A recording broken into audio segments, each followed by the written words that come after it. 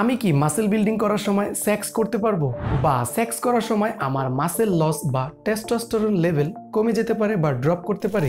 আমি যদি muscle build করার জন্য জিমে যাই তাহলে সপ্তাহে কতবার আমার জিমে যাওয়া উচিত?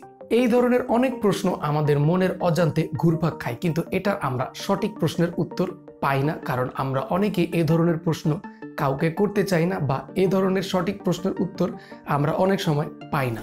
এবং আমি নিশ্চিন্তে বলতে পারি আপনাদের মনের মধ্যে অনেকেরই এই ধরনের প্রশ্ন আছে, কিন্তু এটা নিয়ে আমরা কখনো খুলে আলোচনা করি না। সেই জন্য এই সব প্রশ্ন নিয়ে রয়েছে নানা ধরনের বিভ্রান্ত ও মিথ। আমি আজ সব প্রশ্নের বৈজ্ঞানিক উত্তর দেওয়ার চেষ্টা করব, তাই ভিডিওটি সম্পূর্ণ দেখার চেষ্টা করবেন। আজকের টপিক হলো সেক্স এবং মাসেল বিল্ডিং। ভিডিও শুরুতে আপনাকে একটি কথা বলে রাখি, ভিডিওটি দেখার পর আপনার মধ্যে ভিন্ন মত পোষণ হতেই পারে বা আপনি ভিন্ন মতামত প্রকাশ করতেই পারেন, কিন্তু আপনি যদি বিষয়টিকে বৈজ্ঞানিকভাবে বোঝার চেষ্টা করেন তাহলে বুঝতে পারবেন আমি আপনাদেরকে কি বোঝাতে চাচ্ছি। প্রথমেই জেনে নেওয়া যাক, যৌন মিলন বা সেক্স করলে মাসেল বা পেশি ক্ষয় হয়। তাই প্রথমত আমাদের এটি বোঝা গুরুত্বপূর্ণ, বীর্য বা সিমেন উৎপাদন আমাদের শরীরে একটি প্রাকৃতিক প্রক্রিয়া। একইভাবে আমাদের যে অন্ডকোষ বা টেস্টিস রয়েছে সেটার মধ্যে বীর্য সঞ্চয়ের একটি নির্দিষ্ট সময় রয়েছে। অর্থাৎ আপনাকে যদি আরেকটু সোজা ভাষায় বোঝানোর চেষ্টা করি, আমাদের যে টেস্টিস বা অন্ডকোষ রয়েছে পুরুষদের, সেটার মধ্যে যে পর্যাপ্ত পরিমাণ বীর্যটা থাকবে সেটার একটা লিমিট থাকে। অর্থাৎ আপনি চাইলেই মাসের পর মাস একটা অন্ডকোষের মধ্যে অনেক বেশি বীর্য জমিয়ে রাখতে পারবেন না। এরপর এটি প্রাকৃতিক অনুসারে ছেড়ে দেওয়া প্রয়োজন। কিন্তু আপনি যদি বীর্য না বের করেন বা জোর করে আপনার শরীরে সেটা বন্ধ করে রাখতে চান, তাহলে হয়তো ঘুমের মধ্যে রাতে আপনার স্বপ্নদোষের মাধ্যমে বা নাইটফলের মাধ্যমে সেই বীর্যটা বেরিয়ে আসবে। অন্যথায় আপনার শুক্রাণু কোষগুলি মৃত বা মারা যাবে এবং পুনরায় সেগুলো তৈরি হবে। তার মানে আপনি যে বীর্য ধরে রাখার চেষ্টা করছেন সেটার একটা নির্দিষ্ট সময় অনুযায়ী সেই বীর্যগুলোর কোষগুলি ধ্বংস বা মৃত হয়ে যায় এবং সেটা পুনরায় প্রোডাকশন বা তৈরির প্রসেসিং শুরু হতে থাকে। এভাবেই মূলত সিমেন প্রোডাকশনের সাইকেলিংটা হয়ে থাকে। এরপর শরীরে জোর করে বীর্য ধরে রাখলে কিছু পুরুষের ক্ষেত্রে সেটা যৌন স্বাস্থ্যের জন্য ক্ষতি হতে পারে। আর মেইনলি আপনি যদি এটা ধরে রাখার চেষ্টা করেন তাহলে আপনার স্ট্রেস লেভেলও বেড়ে যাবে, এবং আপনি যদি আপনার ওয়াইফ বা পার্টনারের সাথে যৌনভাবে সক্রিয় না হন তাহলে এটা সম্ভব যে আপনার সঙ্গীর মানসিক চাপের মাত্রাও বেড়ে যায়। তাই এই চাপপূর্ণ পরিবেশের কারণে আপনি আপনার ওয়ার্কআউটে ফোকাস করতে পারবেন না, এবং এটাও পসিবল যে আপনার মাসেল বা পেশি বিল্ড করার ক্ষেত্রে এটা বাধা সৃষ্টি করতে পারে। কিন্তু সেক্স করলে পেশি বা মাসেল ক্ষয় হয় না, কারণ পুরুষের শরীর প্রতিদিন শুক্রাণু তৈরি করে, এবং যৌন মিলনের সময় আপনি যে শুক্রাণু কোষগুলো নিঃসৃত করেন আপনার শরীর এটি পুনরুৎপাদন করে, আর এই প্রাকৃতিক প্রক্রিয়া চলতেই থাকে। তাই সেক্স করার সময় আপনার পেশি বা মাসেল কোনোভাবেই ব্যাহত হয় না। আর যারা ভাবেন যে সেক্স করলে তাদের টেস্টোস্টেরন লেভেল কমে যাবে, এটা বোঝা গুরুত্বপূর্ণ যে টেস্টোস্টেরন এবং শুক্রাণু কোষ দুটি ভিন্ন জিনিস। তবে হ্যাঁ, টেস্টোস্টেরন হরমোন পুরুষের শুক্রাণু তৈরির জন্য উপকারী এবং কিছুটা গুরুত্বপূর্ণ, কিন্তু এটা সম্পূর্ণ মিথ্যা যে টেস্টোস্টেরন লেভেল বা মাত্রা শুক্রাণু বা বীর্য ছেড়ে দিলে সেটা কমে যায়।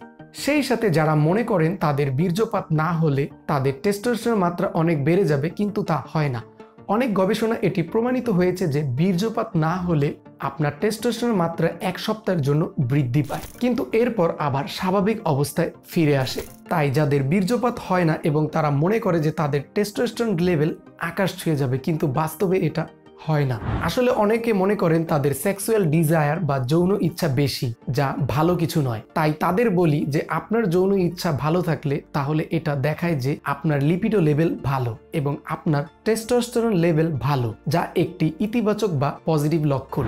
এবং যদি আপনার টেস্টোস্টেরনের মাত্রা ভালো হয় তাহলে আপনার ব্যায়াম এবং ডায়েট ভালো হওয়ার কারণে আপনার পেশি তৈরি আপনার পক্ষে সহজ হবে।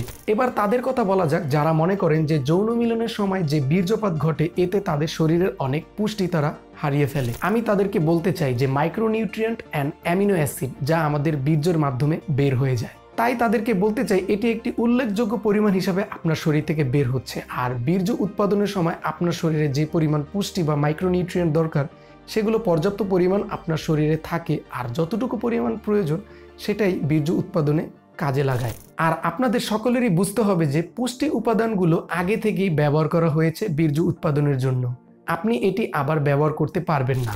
অর্থাৎ আপনার মাসেল বা মাংসপেশি বাড়ানোর জন্য বা বৃদ্ধি করার জন্য এটি আপনি তার বিপরীত হিসাবে ব্যবহার করতে পারবেন না। আপনার বীর্য উৎপন্নের জন্য এটি আগে থেকেই শারীরিক প্রক্রিয়ায় ব্যবহার করা হয়। আপনাকে শুধু খেয়াল রাখতে হবে আপনার খাদ্যাভ্যাস যেন ভালো হয়, যাতে আপনি প্রতিদিন পর্যাপ্ত পুষ্টি পান। তবে এটা নিশ্চিত যে যৌন কার্যকলাপ বা সেক্সুয়াল অ্যাক্টিভিটিসে আপনার মাসেল পেশি বা মাসেল বিল্ডিং এ কোনো প্রবলেম হবে না। তবে একই সময় আপনি দুইটা জিনিসে কখনো ফোকাস করতে পারবেন না। মনে রাখবেন, অতিরিক্ত কোনো জিনিসই ভালো না। আপনি যদি জিমের সময় জিমের দিকে ফোকাস না করে আপনার সেক্সুয়াল ডিজায়ার বা সেক্সুয়াল অ্যাক্টিভিটিসে আপনার বেশি মনোযোগ থাকে, তাহলে হয়তো কিছু সময় আপনার মাসেল বিল্ডিং ফোকাস থেকে আপনি একটু দূরে সরে যেতে পারেন। এতে আপনার মাসেল বিল্ডিং এর যে গোল, যে ট্রেনিং রুটিন, সেটা কিছুটা পিছিয়ে যাবে এবং আপনার মাসেল কিছুটা বৃদ্ধি কম ঘটতে পারে। তো ভিডিও শেষে আপনাদেরকে এটাই বলবো, শারীরিক কার্যকলাপ হোক বা যৌন কার্যকলাপ, এই দুইটির মধ্যে আপনাদের ব্যালেন্স আনতে হবে, কারণ কোনো কিছুই ইমব্যালেন্স বা অতিরিক্ত ভালো না। তো এই ছিল মূলত আজকের ভিডিও। আশা করি ভিডিওতে আপনারা সকল ধরনের বিভ্রান্তি এবং অজান্তে যেসব ভুল ধারণা ছিল সেগুলো ভেঙে যাবে। এগুলো কোনো আমার নিজের মন করা কথা না, এগুলো বিভিন্ন স্টাডি বা রিসার্চে প্রমাণিত কথা। তো ভিডিওটি যদি ভালো লাগে অবশ্যই চ্যানেলটিকে সাবস্ক্রাইব করবেন এবং ভিডিওটি আপনাদের বন্ধুদের মাঝে শেয়ার করুন। দেখা হবে অন্য একটি ভিডিওতে। Good bye.